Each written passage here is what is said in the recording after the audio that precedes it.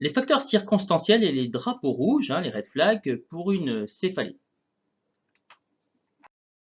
Alors, il n'y a pas de prérequis pour suivre cette capsule, mais vous pourrez évidemment vous inspirer et consulter les capsules indiquées ci-dessous. L'objectif sera d'amener une réflexion sur la prise en charge d'un patient présentant une céphalée pour l'intégrer dans une démarche de diagnostic d'opportunité. Alors, les facteurs circonstanciels, alors, il faut savoir qu'une céphalée nouvelle doit être considérée, jusqu'à preuve du contraire, comme une céphalée secondaire, d'origine organique.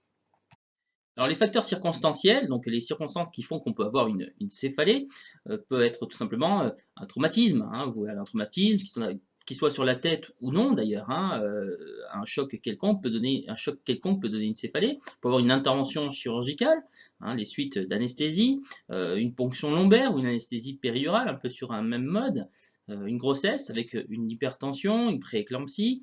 Les personnes de plus de 60 ans et des artérites de Horton peuvent se plaindre aussi de céphalées, les zona, les Epstein-Barr, varicelle, vaccination.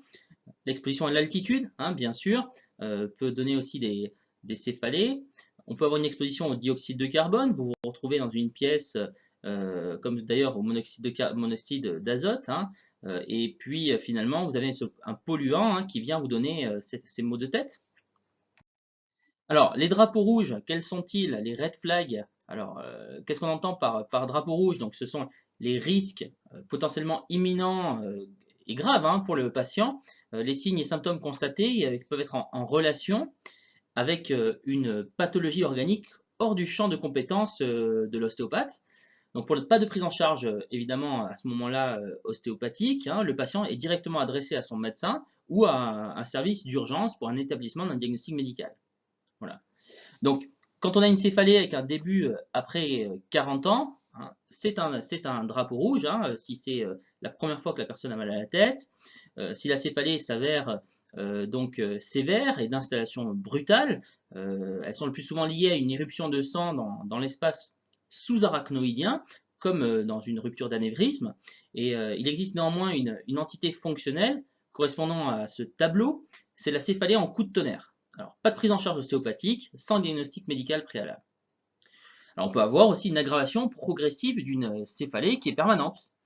Cette céphalée est presque toujours d'origine secondaire, donc organique. Un processus expansif, crânien, intracrânien, une tumeur, un abcès et un hématome sous-dural chronique, est souvent responsable d'une hypertension intracrânienne. Donc on peut aussi avoir un déclenchement d'une céphalée après un effort physique.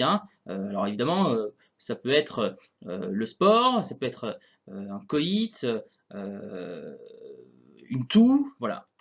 Les céphalées nouvelles ou différentes d'une céphalée fonctionnelle chronique, comme la migraine par exemple, sont aussi des drapeaux rouges. On peut avoir des céphalées orthostatiques ou posturales, par exemple à la position debout.